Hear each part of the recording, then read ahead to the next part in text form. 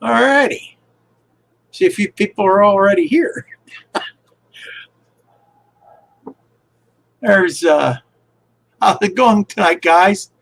I see the Carver's in there. Randy, RDNT, how you doing? Carver, Paul, how's it going? We got Joel, Crazy Joe 67, how you doing? Jerry Sattarelli, howdy, buddy.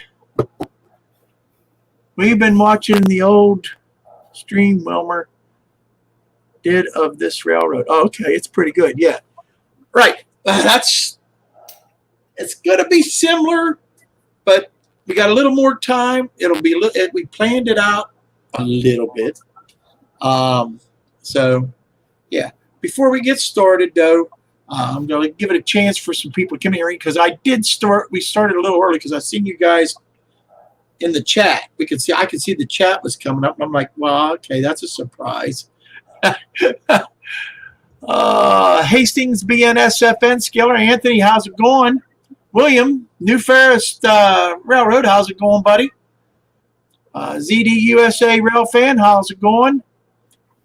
CP 368 Productions, howdy. Marty M, how's it going, my friend? Hope you can see real good. I bet you can, huh? Praise the Lord.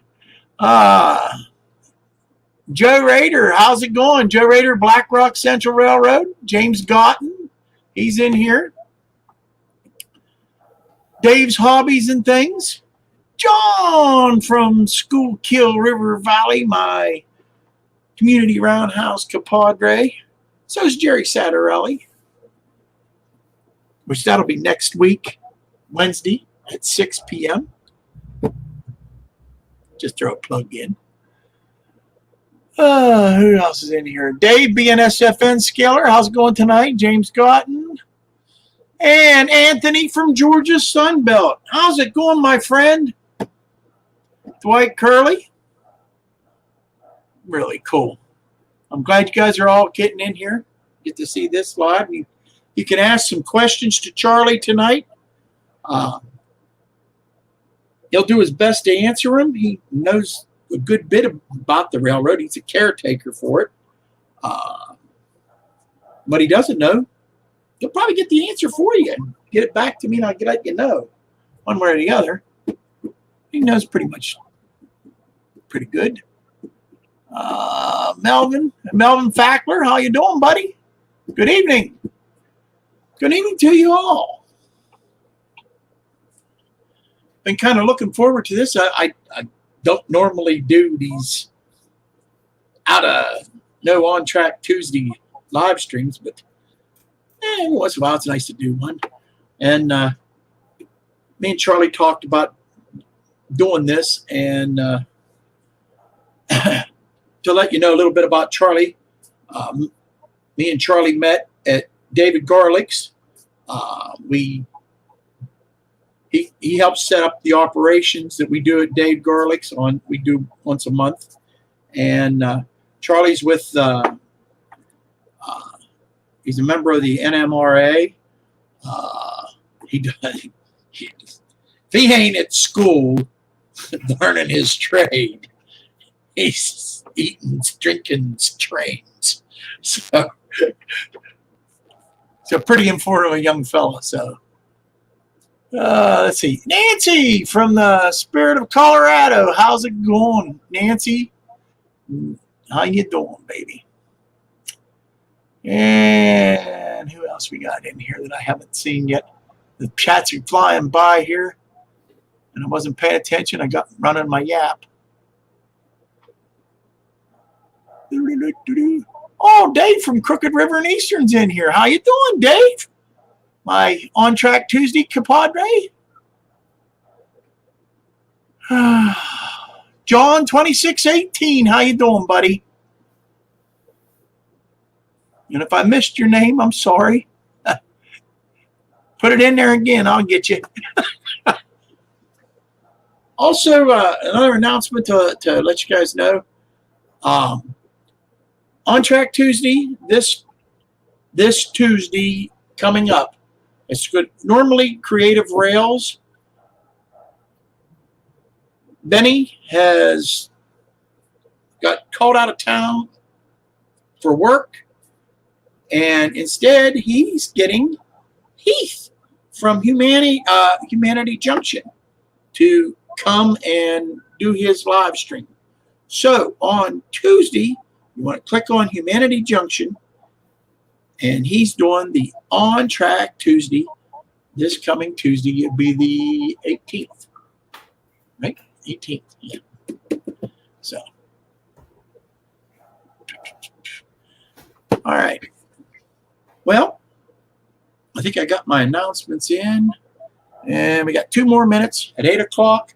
I'm going to turn it over to Charlie and let him get started and get it go. I'll be in the background. I'll take your questions.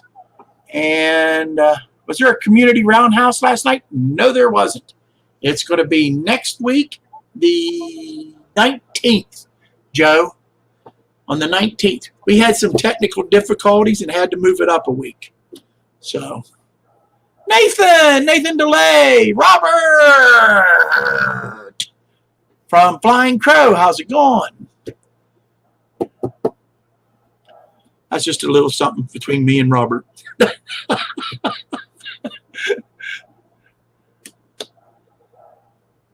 Oh, good to see Nathan in here too. Nathan's been down to Dave Garlick's. Charlie. Let me bring Charlie in here. I'm just going to bring him in. Let's go this way, huh? There he is. There's Charlie. Everybody, meet Charlie Hallman. And I'm just going to give him your name, and he can just tell you everything, kind of introduce what he's doing and what he's up to. And I'm just going to turn it all over to him. So we're just going to go this way. Whoop. Nope. No, we're not. We're going to go this way. All right. And it's all yours, Charlie. Hi there, fellas and ladies. My name's Charlie Hallman, and I'm the caretaker for the Penn Creek Valley Railroad here in Dawson, Pennsylvania.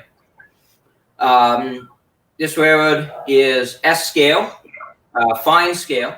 So instead of running with deep flanges and stuff like you would with American Flyer trains, everything on here has scale, usually KD couplers, scale wheel sets. The track is no more than, I think, code 120, I think, is the highest code on this line. So really fine scale trackage. It was built by the late Sam Powell, who was over by Maryland. And it's built to represent the Pittsburgh area. It's a fictional road that runs between Pittsburgh and Connellsville, sort of following the route of the Pittsburgh and West Virginia. The railroad is a joint line between the Western Maryland and the Pennsylvania. Most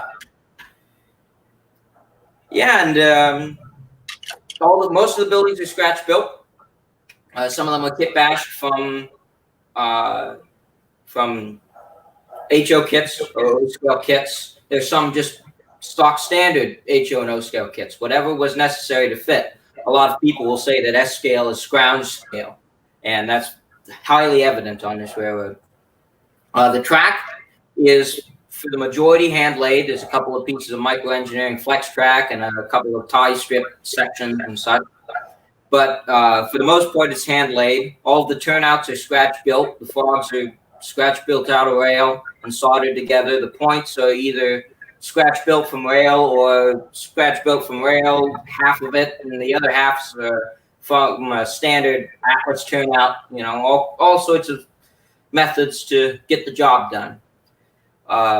Currently, we run the railroad once a week for operating session, which while the railroad was somewhat designed for operations in the beginning, the track plan is conducive to it.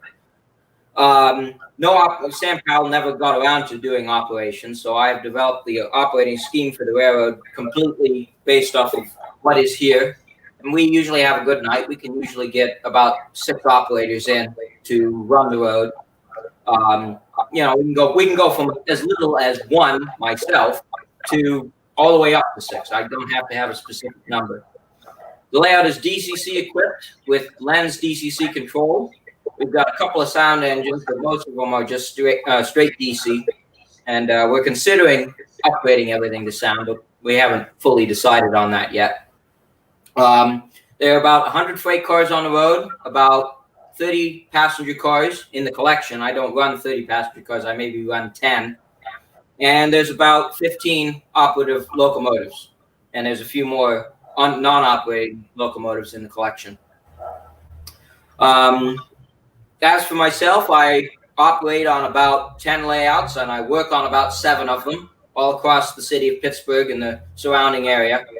And I work on layouts from as small as HO all the way up to 7.5-inch gauge. I'm not much of an N-scale guy. It's just, it doesn't do the sort of operations I like.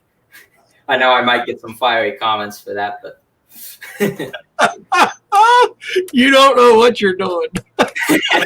And stuff like that. 3/4 of these guys on here are N-scalers. Oh, I think N-scale is a great scale. I just don't think you can switch individual cars with it without knocking everything off the track. I best not say anything more. Where's Sparky when I need him? You got to know Sparky. Alrighty. But anyhow, I'm hoping tonight we're going to, of course, answer some of your questions about S-scale and operations and about the railroad itself. And I'm going to show you around the layout. I've got a couple of, I'm having to broadcast from my laptop, so I can't get as in depth as I would be able to if I was broadcasting with a cell phone or a webcam. But I can give you various views of the layout, and I've set up some locations in which to do so. And we're also going to try and run a couple trains. I've got the executives of the line allowed me to pull out the varnish for your visit. So we're going to have that, and we're going to try and get you on, if we've got time, we'll try and get you on one of the local freights so that you can see how we operate the road. All right. I have a question already. Jerry Sattarelli wants to know, how big is the layout? I can't remember the exact square footage. Actually, give me 1 second. I have a track plan, a 2-year track plan over here. That would give me the listing. If you have some of the back issues of Model Railroader, this layout was both in Model Railroader. Oh, well, this layout was in Model Railroader. I can't remember if it was in Craftsman or not. I know that Sam Powell had 2 previous layouts, and those were in Model Railroader and in Craftsman. What it says on my cheater paper here is 16 by 27. So it's a sizable layout. It's not massive, but it's a nice size. The reason, 6 operators in here, it gets busy.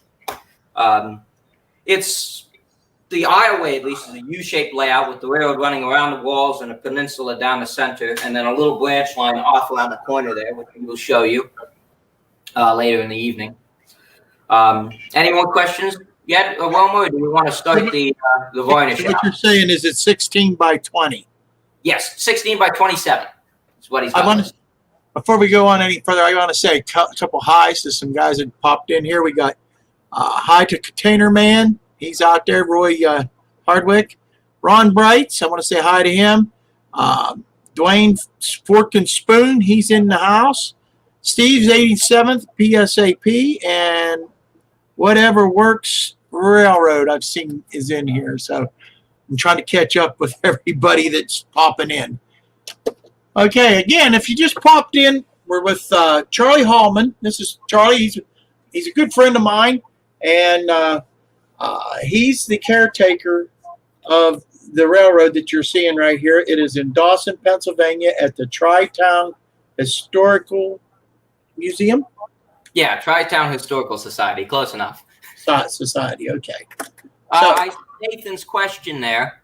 He got the inspiration from books. He only ever came to Pittsburgh once, and that was at the very end of building this layout. And in his inspiration for in coming to Pittsburgh, he was inspired to build that far peninsula, or that far loop over there of the layout, which you'll see later, which is representative of downtown Pittsburgh.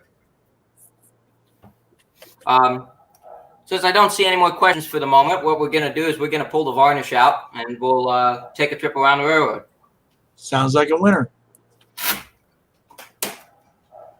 We're going to be coming out of Station Track 3 down in downtown Pittsburgh. Oh, not that way.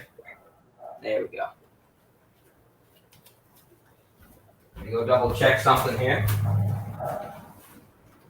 Charlie's using the camera on his laptop. So bear with him. Oh, yeah. So we're just going to have it roll nice and slow out here. Yeah. You. There we go. This varnish hasn't been running a little while, so it may be a bit choppy, as you can see. So hopefully, if it gives us too much trouble, we'll switch over to something else. I have several trains stacked up. Come on, you. Only when the camera's on. Yeah. You know it, Wilmer. You know it. All right. Oh, well, unfortunately, I know it well. Once she gets out onto the main, she should be all right. You guys can't see much, so. Does it also when I get visitors over here and want to see my layout. Right, Roy? Right now, we're passing through the town of West Belt Junction, just coming out of Wook Yard. As we're coming up to the first tunnel on the road, which is what you're on top of at the moment. And we'll be going up from a difference of 36 real world inches in height to a maximum height distance of 49 inches. I can't remember what the maximum gradient is, but it's quite a severe road. You know what grade that is, Charlie? What was that, Wilmer? You know what grade that is? Not off the top of my head. The town you see before you is South Carnegie on this side of the road. And on the far side, which is where we'll be coming back down from, that is this is West Liberty. The far side is South Carnegie. My operators always get mixed up with that, and even I do sometimes. David Atkins wants to know, what is the focus of the layout? Is it operations with switching or just trains running, or do you have scheduled trains? We do operations with switching, and it's dispatcher controlled. I don't do official train orders, but I do I do unofficial train orders on it. Currently, I'm the only one with the ability to dispatch on the road, though. We generally ways to the town of Oak.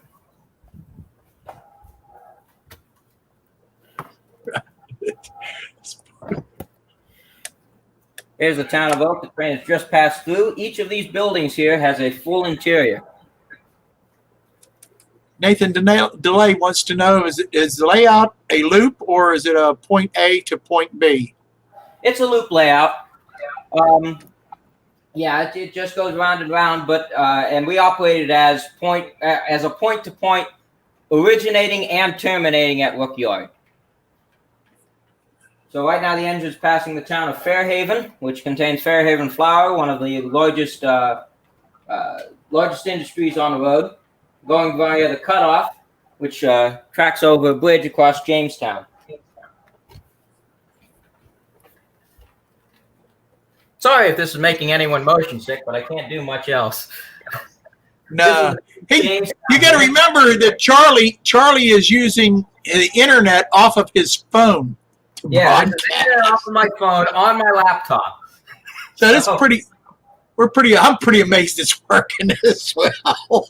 So the town in front here is Jamestown, and across the harbor is the town of Castle Shannon. That's the busiest town on the road, where we have a coal dock, general merchandise dock, Castle Electric, and a freight house for less than carload freight. All right. William A.'s asking, Fantastic layout. Are all the buildings lighted for nighttime ops? None of the buildings are lighted on this None road. of them. He never got around to it. All of the buildings can come off, as well as much of the scenery. Here's a better shot of Castle Shannon. I don't have a stand here, so it won't be too many shots of Castle Shannon, but the tracks on the lower side here are the staging tracks for Connellsville and Longview.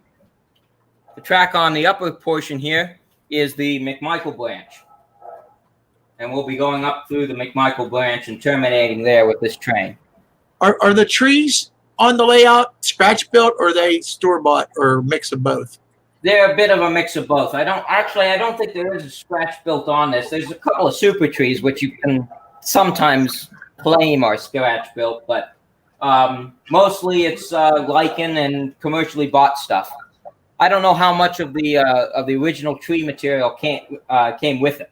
You know, I would suppose all of it, but I guess not. Charlie, do you know what size the room is? Room fits the railroad. Room is 16 by 20 or 27. They built this room in this building specifically to match his basement. Let me halt that train and we'll bring it back up through the McMichael branch. That's pretty cool.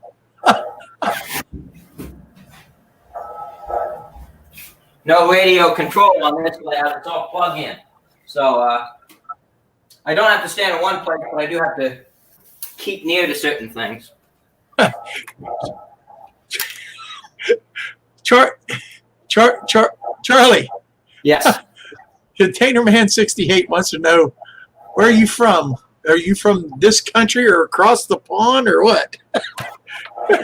Yeah, that's a weird thing. I seem to pick up dialects from different places. It's a little bit of everything, you know.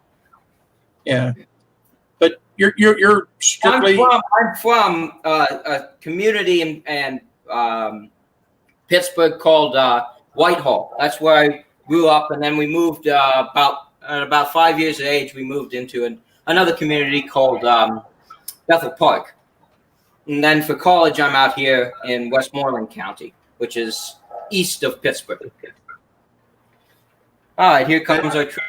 And that's right, Dave Atkins. That is correct. That is what he said. 16 by 27, right, Charlie? Yep, correct. It's in model railroad if you want to really look into it. Now to spin you around and show you the town of McMichael.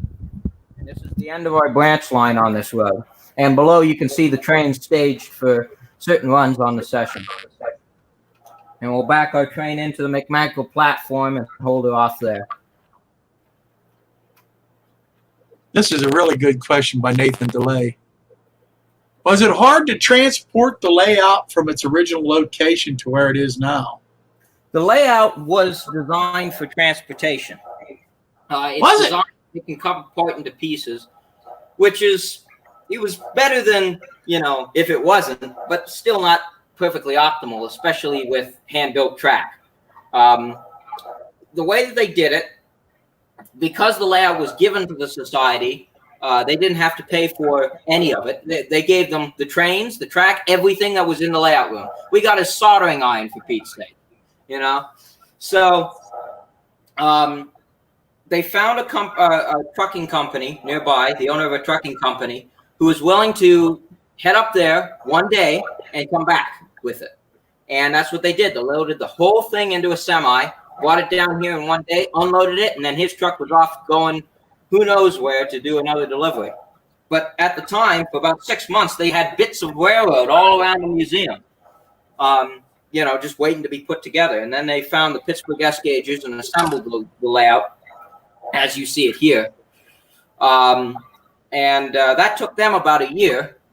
By the time I come into the picture, they had the main line kind of working, because most of the S gauges are American Flyer guys. They don't understand the intricacies of by their own admission, they don't understand the intricacies of fine scale stuff. For instance, they didn't understand that certain turnouts needed to be gapped in order for them to work. So they would put in standard joiners left, right, and center, and then they turn the railroad on, and there's shorts everywhere. So that was a bit of a learning curve. Anyhow, give a couple highs out to William A. Heath from Humanity Junction joined us, and Martin Searsmeising was in here that I haven't said hi to. So hi guys, we're with Charlie Hallman, and he's showing this railroad from Dawson, Pennsylvania, from the Tri-Town Historical Society. There you go, Wilmer. I got it right this time. It's just a cool layout. It's a real cool layout. So, yeah. Anyways, continuing the story. So when I got here, they got the railroad somewhat. They had the main line somewhat working. They had 1 locomotive and 4 passenger cars, and that was it. Over the next 3 months, I rebuilt 100 freight cars, and rebuilt the rest of the engines that we have operating at this point in time, which is about 7 or 8. And we built some more of the passenger cars, and then got the whole rest of the railroad running. So I definitely feel like I have quite an investment in this railroad over the time that I've done it. It's taught me a lot. Before this, I didn't fully know. I knew the basics of handling, but I didn't really know how to handle a track. And having to fix the track here, I'm quite confident I can handle a track now. That's cool. There's one final portion of the layout that the varnish train did not show you, and that is the town of Pittsburgh, or Pittsburgh Union Station. But you can see there some of the passenger trains staged there in Pittsburgh Union. We don't really run out of Pittsburgh Union all that much because passenger trains are quite boring to run for the most part. But it's a nice scene anyhow. But we'll put you back down over at the yard and have a little bit of a discussion of some more questions about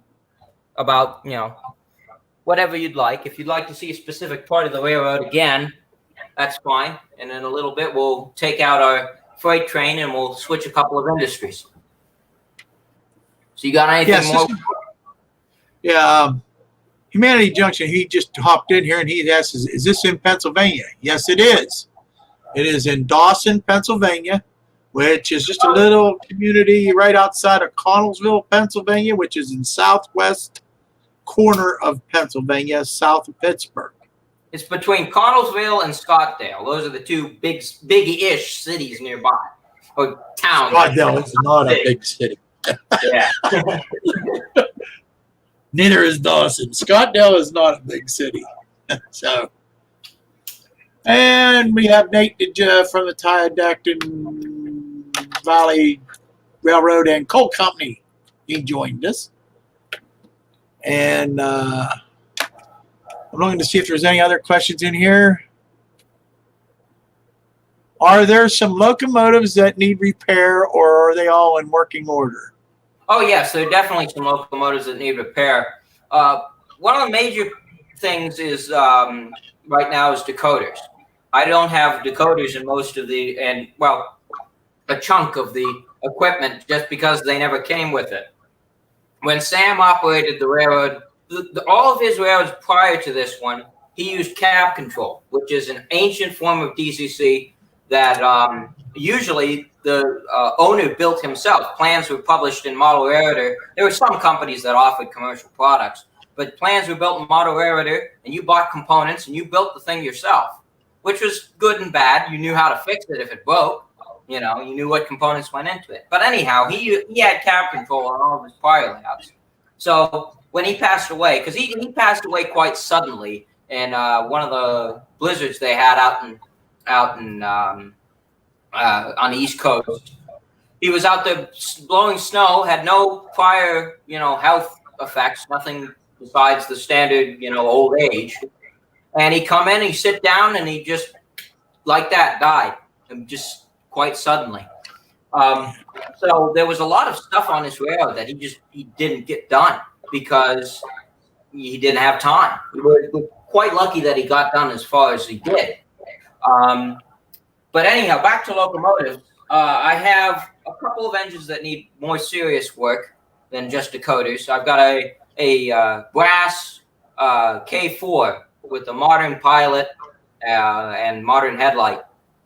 That one, certain corners on this thing, it'll short. The pilot truck shorts on the cylinders, and I need to figure that out.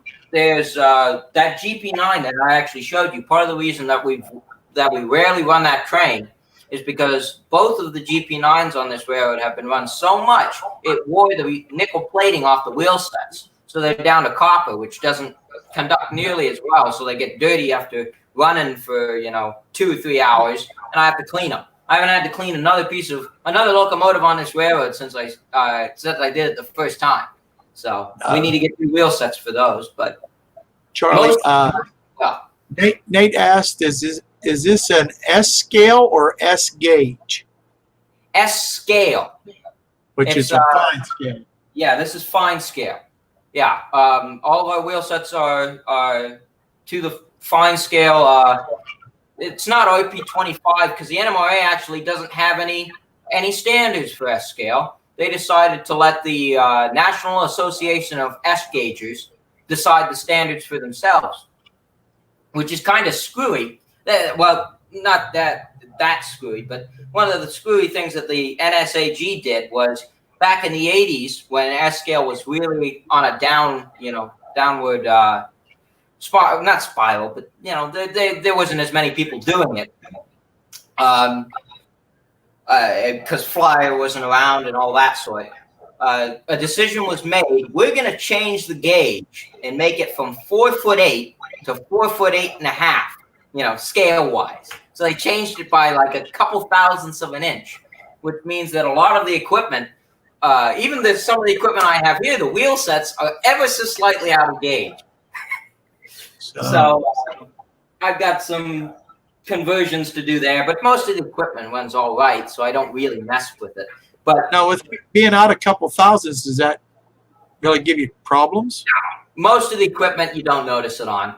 There's a couple of passenger cars that'll bump over frogs and turnouts, but for the most part, it's okay. Everything runs all right. If it doesn't run all right, I try to rectify it because not running right for an operating session, I can't deal with that. It has to run well for me. But along with the scale wheel sets and the scale track, you have scale couplers, which nobody makes a proper scale S scale coupler. Cadies are 20% undersized. HO scale Cadies are 20% undersized. S scale Cadies are 50% oversized. And nobody decided to make a scale one. Not even Sargent. Because if Sargent was making even the HO couplers or the O scale couplers, I'd convert this whole road because I love Sargent couplers, except that they don't mate with anything. But nobody's going to bring their engine to run on this anyhow. Who has an S scale locomotive, Right. So, well, boy, I'd throw you off, wouldn't it, there, Robert? Nancy, at Spirit of Colorado wants to know, is this a modern layout, or is there a certain year it's based on? There a particular place it's based on? This is based mostly on, well, for location, it's based in western Pennsylvania between Pittsburgh and Connellsville, PA, along the roughly paralleling the route of the Pittsburgh and West Virginia. And as for era, it is, I think he was trying to set it up for 50s. I've been trying to backdate it to 30s. I've been trying to get rid of engines that weren't available then, or, well, not 30s. What was the year I had in mind? I think 1948 or 49. The reason being, I prefer the operations for that period. There was more variety. Less than carload operations hadn't gone away yet. Passenger trains were more frequent. You had more local trains going around, local passenger, I should say. It was much more of a much more interesting from an operational standpoint period to model. And for the most part, that's okay. I think the Jeeps are a little bit too late for 49. I think they're 51. And I've got an Alco S2 that's too late. All right. But other than that, I have a really good question here for you. all right. Is the layout? This is by Heath from Humanity Junction. Is the layout open to the public? Yes, it is. At the moment, it's open by appointment. The Tri-Town Historical Society has been a little bit strange with how they open their museum.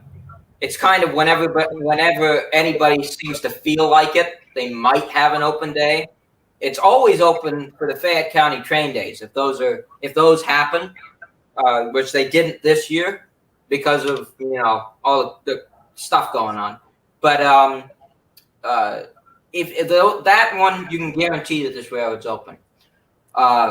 If you're interested in coming down for operations, you can get in contact with Wilmer, and he can get in contact with me, and I'd love to have somebody come down even for operating one night. I've had people down here that don't know the difference between a boxcar and a gondola, and in half an hour they're running a train, and they're switching cars correctly. So I can get people to operate even if you've had no experience. But currently it's pretty much by appointment only. All right. I'm reading through the chat here. I think at about 8:30 we'll take Heath from Humanity. He wants to know if you have the keys. Whatever, that's the wrong one. He wants to know if you have the keys to the castle. Yes, I do. Yes, he does. For the first 3 months, they wouldn't give me any of the keys to the place, which was quite difficult because they at that point in time they opened the place once a month. So I'd come in, I'd run the railroad and do a couple of things, and then I'd go home with a box full of freight cars, that big, and I'd work on the freight cars for the rest of the month till I come back. And finally, after about 3 months, I convinced them, hey, we could get this thing done in a year if you just let me have a set of keys. And they agreed, and so I've been able to come down here, and I can pretty much come down and play when I want. I try to, keep it under control so that, we don't run out of money and, can't keep the lights on. Because the organization does get some grants, but we're mostly funded through donations, Luckily, I think the building is owned by the organization, so I'm pretty certain we don't have to pay for rent, but, it's still all right. Here's another question for you, Charlie.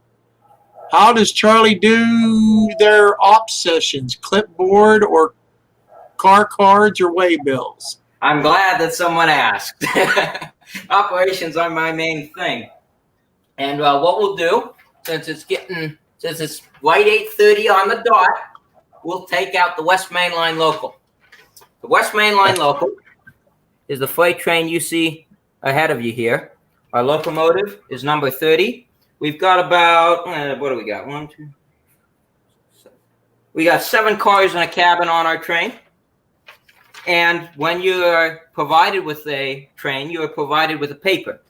We're working on getting, let's see, let's get it some light. And you still can't see it very well.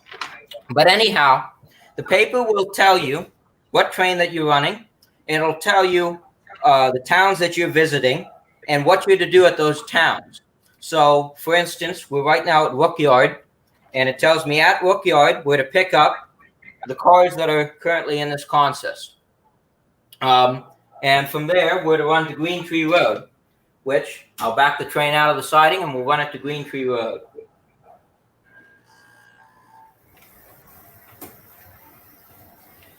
And I can take some more questions while the train runs to Green Tree Road. All right. Container Man 68 wants to know, is there trailer truck parking? he drives a trailer truck. You know what? We do run a trailer train. We run, the Penn Creek Valley runs a trailer train express from Pittsburgh Union Station, and it runs all the way up to Connellsville, and there's a fleet of 6 trailer flaps. No, Charlie. He drives a truck for a living. And he wants to park his truck so he can come in and operate your laptop. Well, if you can find somewhere in Dawson I don't know about all that. Is this a club or a museum? It's a museum, Nate. That's what he was asking. Does the railroad have any SN3? Nate from Taladacton Valley wants to know. No, it does not. We don't run SN3 on this railroad. There's really nowhere left to put it. You know, this railroad is full with the standard gauge that we have. But interestingly, I'm fairly certain there are more SN3 railroads in the country than there are standard gauge S fine scale because it was more offered for. All right, what happened? I don't know. Yeah, something shorted. Oh, that's what happened. I had a turnout thrown against me. Never mind. Did Sparky make it in here because the gremlin started? You got to know Sparky. We don't want SN3, but SN3 is significantly more popular because there was more made for it in proportion to what actually existed. You know, pretty much every narrow gauge, Rio Grande narrow gauge locomotive has been made in SN3, whereas in standard gauge is very little. All right. Was the layouts originally for a timetable or just running trains for fun when the guy built it? I think he was gonna do timetable, but I don't know how you do timetable on this railroad. There's too few passing sidings. There's, you know, the distances are too short in comparison. I don't think it would work very well. Currently, we do it by train order as we're operating this, and it was set up for card, but as I'm saying, we currently do it with a piece of paper it's essentially a switch list, but you know, a little bit less information than most switch lists will give. Do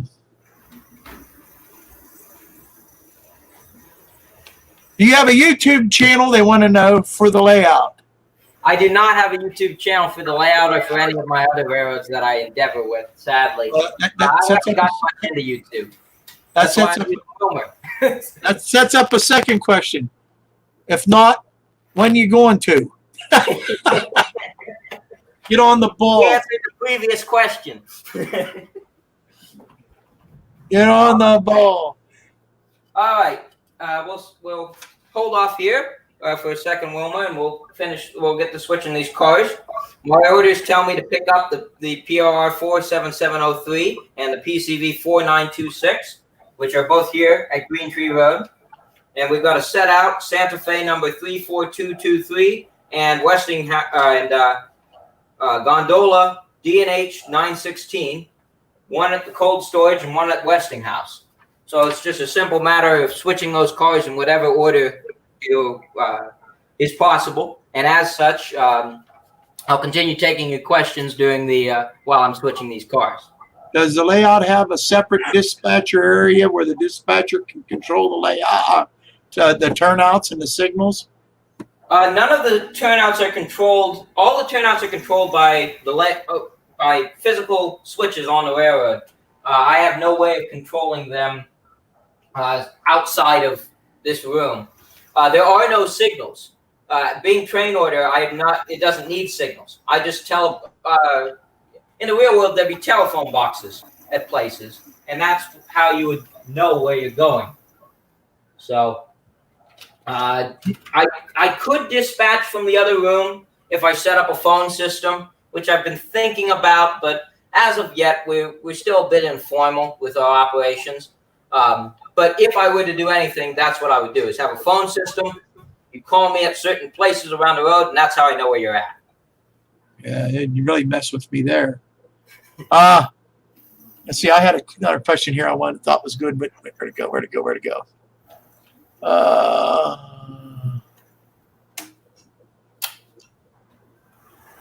As a late, yeah, I read that one to you. He heard you say about other railroads. Humanity Junction did. He wanted to know how many railroads do you mess with or have, or So I operate on about 10 railroads. Some of them are not running at the moment due to the current situation. But I operate on about 10 of them, and I work on 7. So, and those railroads range in scale from HO up to 7.5-inch gauge, which you guys, if you saw the last, what was it? Not On Track. No, right, On Track Tuesday. If you saw the last On Track Tuesday, there were pictures from the recent meet at the 7.5-inch gauge railroad in there. So, and that's quite a railroad. Nathan DeLay, he remembers from the other lap.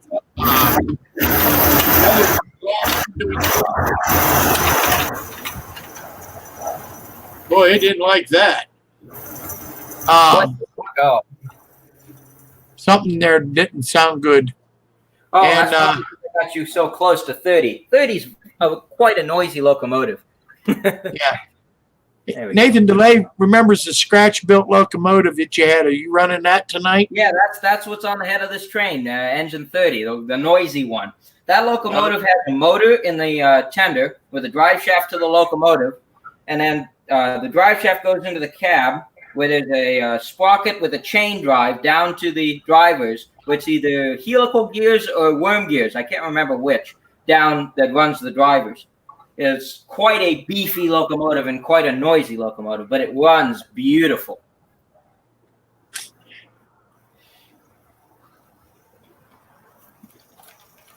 Gotta get my orders from underneath the computer. Let's see here. So there's those 2 cars picked up, and we're setting out the train for the Santa Fe. Does anybody, and I know I'll only get this question 20 seconds later, or the answer to this 20 seconds later, but does anybody have any interest of seeing other parts of the railroad or bits that they may not have seen as clearly? Because the video might be a little take you around. You got a few people that came in here just a little bit later. Okay. Humanity Junction, he asked what DC system it is. It's a Lens, is it not? Yep, Lens DCC, and I hate Lens with all my guts, because whenever there's a short anywhere on this road, the whole railroad shuts down, and it won't start up unless you rectify that short. So I could split it into power districts, but there's several other things that are wrong with Lens, at least with the Lens system that we have. So we're probably going to convert it in the coming years to either NCE or Digitrax. Flying Crow says he'd like to see the Pittsburgh area again. Certainly. Let me pull this train out here, and I'll take you right over. We'll get another vantage point that's a little bit better from there. Dwight Curley says he hopes you make a lot of good money doing all those layouts. There's a couple of folks who give me a little bit for my gas, which helps, going around everywhere. Oh, that's nice. Most of it's charity work, and I love doing it, Yeah. So here's Pittsburgh again. So this is a different view. You're currently sitting in McMichael looking across the aisle towards Pittsburgh. The backdrop there is of the actual city of Pittsburgh. Union Station here wasn't the intended kit for this location, because what was intended here was to be a copy of the PNLE station. If you know what that looks like, that's sitting over in the south side, over by the transit tunnel in Carson Street, right across from the Smithfield Street Bridge. If you go on the Google Maps, you should be able to see it. So yeah, it's the station is it has low-level track access, and the main line runs right down around here. I'll get you a better shot of the low-level access. Try and get my shadow out of the way. But there's the low-level passenger access down at the bottom there. And Pittsburgh really has those sorts of the highways up above that was one of the major changes he made to the railroad after visiting Pittsburgh, was that great big highway right up on top of the hill there. That's how we build them, because there's nowhere else to put them. Right. Well, you got to remember, he did most of this from pictures. Yes. He didn't. He only seen Pittsburgh once. So, yeah. Humanity Junction wants to know how far do you drive to get to all these layouts? So currently for school, I live in the township of Youngwood, PA, which is by a big junction called New Stanton. To get to this railroad, it takes me about 15 minutes to a half an hour if there's some slow people ahead of me. And to get to Dave Garlick's, it takes me about a half an hour. To get to buddy Roy Ward's, it takes me 15 minutes. To get to, I go to one railroad back home if they're operating, which they're currently not, the Turtle Creek Railroad, owned by Ken Hannawalt. And he's back in Peters Township. That takes me about an hour to get to, as does another layout, the Pittsburgh Southern, over there in Mount Lebanon. And this takes about an hour. And then if I were to go directly to the Mill Creek Central in Ohio from here, that's a 3-hour drive from here. 3.5-hour drive from here, 2.5-hour drive from the family's house out in Bethel Park. So, it takes a little bit. That's why the gas money always helps. Have car will travel. Right, absolutely. All right.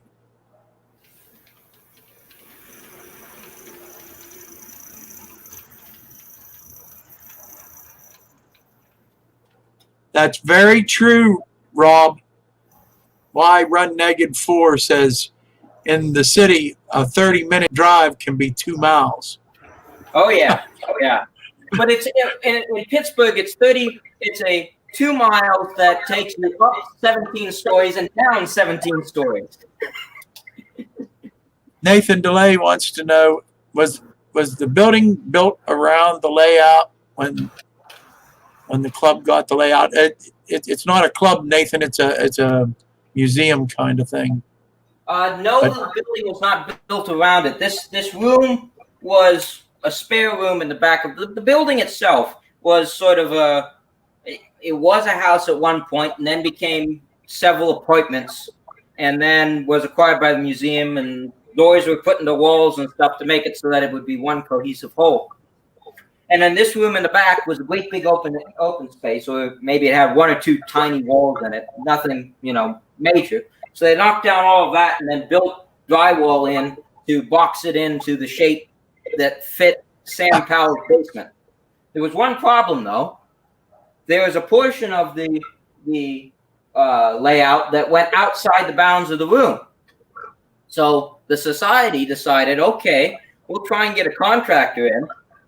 We'll build essentially a windowless bay window, which is right over there. You can see the bump out there. That's a windowless bay window that goes out onto the sidewalk so that they could fit the railroad in its original form. So Wow. Kind of built around the railroad, but not really. All right. Where'd it go here? Taladacton Valley Railroad and Coal Company wants to know, is there an address for the museum that they can write to set up a time or anything? So I would prefer, if you want to, get in touch with Wilmer, and he'll give you he can get in touch with me as for how to do the how to come and visit. I don't know, Wilmer, if you've got some address that you want to give out in order to allow these folks to get in touch with you or not, but I would recommend that. Most of them know my email address. I have email. They can get in touch with me on Facebook. I have a Facebook group. There's believe me, they know how to get a hold of me. Okay.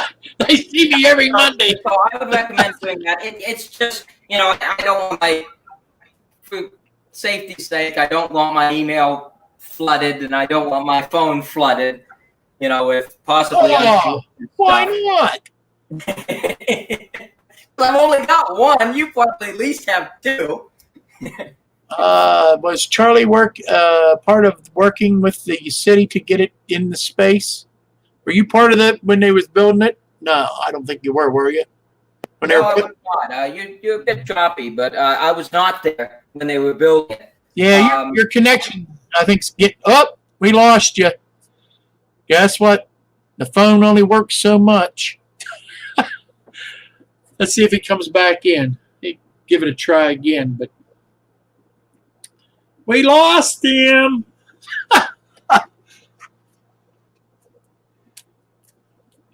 You guys.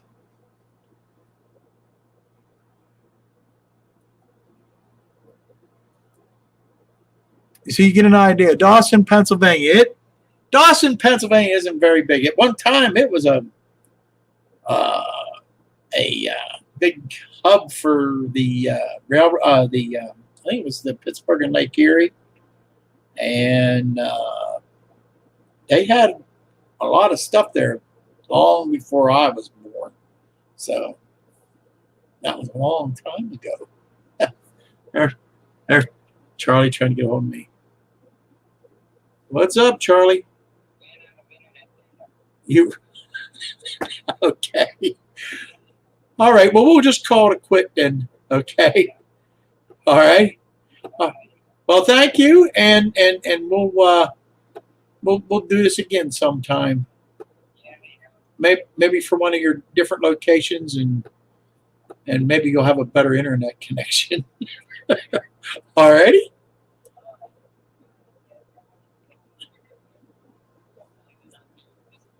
All righty. No problem. That's it. We'll work that out. All righty. Bye. He says to tell you he's sorry. He ran out of internet time. Go figure. Go figure. Okay. Population 351 from Google. That's about right. I'm actually surprised it had 351. Some beautiful old mansions there. At one time, a lot of rich people lived there, believe it or not. And matter of fact, there's one mansion there that you come into that they turned it into a bed and breakfast. It's a pretty nice place. They restored it, and it's beautiful. So, and it's right by the railroad tracks. You can sit on the front porch and rail fan. You're 2 blocks away from this museum that we've just seen. It's a pretty nice, it's a pretty cool deal. There, Charlie's in the chat now if you got any questions for him. Hi, Fred. Just in time for the end. Yep, that's right. That's okay. You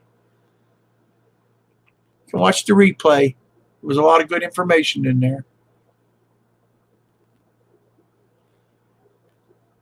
You guys want to, it's still kind of early. We can have any more questions you can ask me. If I can answer them, I will. If not, Charlie's in the chat. He'll answer questions for you.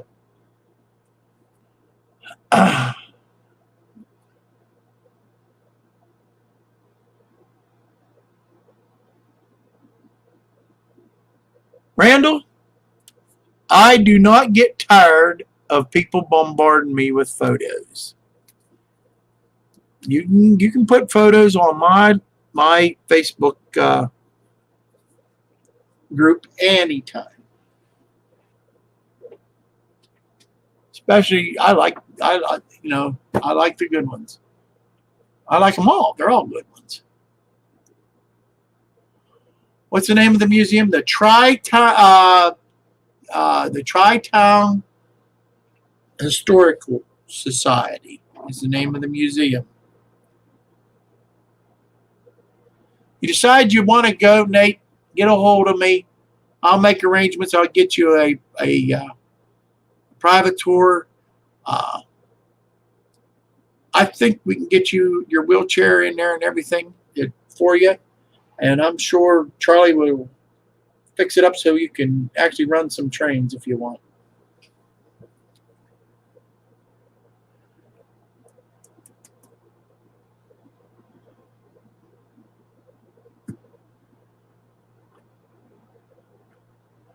Well, I'm glad you liked it, John. This is something me and Charlie was talking about for a while, and really wanted to do this. So, and I'm glad we got it all in. Went off pretty good, I think. Clear up till the end there. It went off pretty good.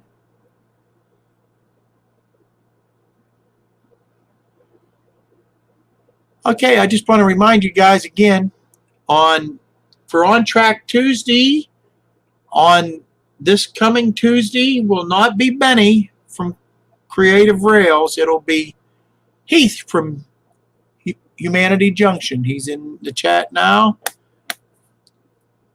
If you're not subscribed to Heath, you better get on the ball or you'll miss the On Track Tuesday. I'm sure this will be a lot of fun. So, also, Community Roundhouse will be the 19th of this month at 6 p.m. Eastern. Sorry it had to be so late, but we had some technical difficulties.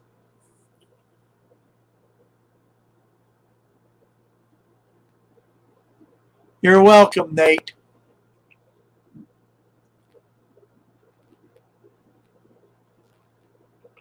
Hi, man. No, it's fine.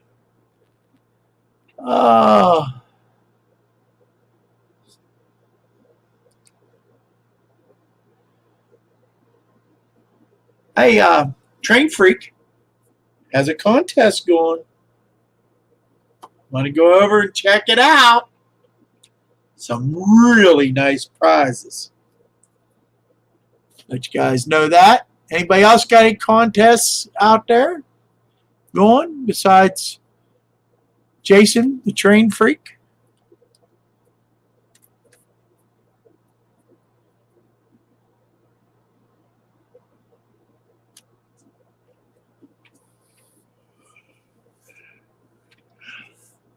Thank you, Charles. Thank you. If you guys want to put up your subscriber counts, advertise something on your for your channel, contests, an upcoming event that you're having, a video of some sort, now's the time for you to do it. Go ahead.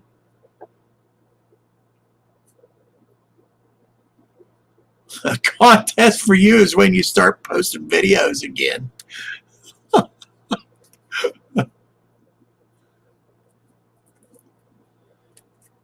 Kyle Stevens says he's got 70 subscribers. Taladactin Valley Railroad and Coal Company got 271. Flying Crows back, he says he's again at 298. RDNT is 299. Come on, somebody give these guys a couple subscribes so they get over 300. Joe Rader, Black Rock Central Railroad, 74. Nancy's got 1,774. CP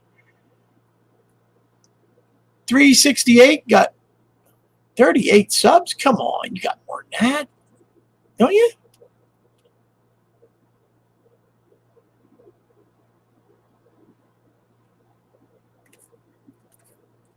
Well, we'll have to work on that for you there. CP 38.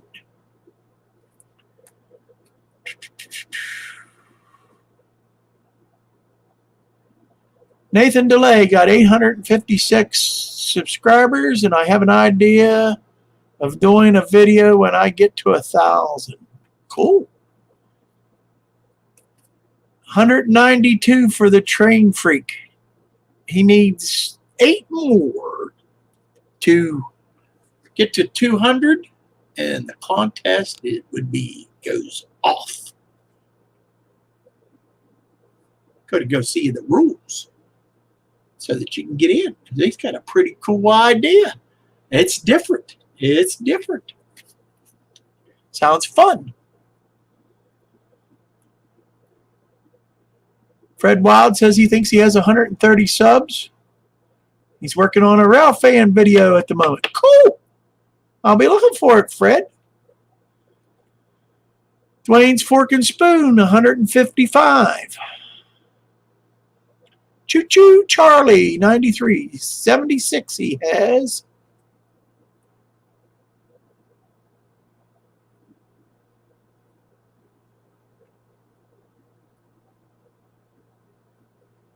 Humanity Junction says Sidetrack Sunday live stream. Next one is August 30th. And Ray has a contest going as well. That's right. Ray does. Ray Bobo has a contest going. He's giving away some cool stuff too.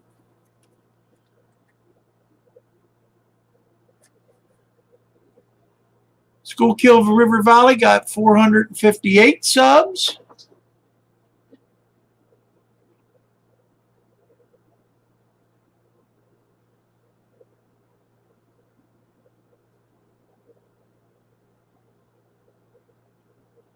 Hit the thumbs up, everyone. I appreciate that.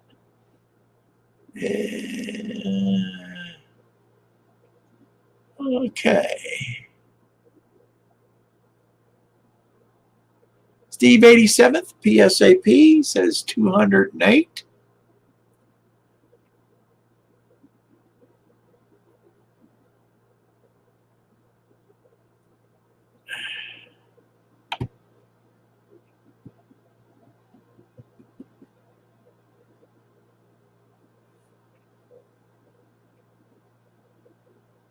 Yes, he does. Yes, he does, Jason. He has some collector cars. Ray Boble does. And he's giving away as prizes. So, which I think is pretty cool. All right. I think I'm going to end it here and say thank you guys for joining and making this video a success. I had a good time. I hope you did too. And I'm pretty sure Charlie had a good time. So thank you again for joining. Check out Vinny's live stream tomorrow night. I'm going to be a guest. How about that? So I hope to see you again tomorrow night. And don't forget my Not Bad. And again, Tuesday, On Track Tuesday, will be with Heath at Humanity Junction. And Wednesday at 6 p.m. will be Community Roundhouse. See y'all there. Be square. And may the good Lord be with you, guide you, direct you, and keep you safe. See you again. Bye now.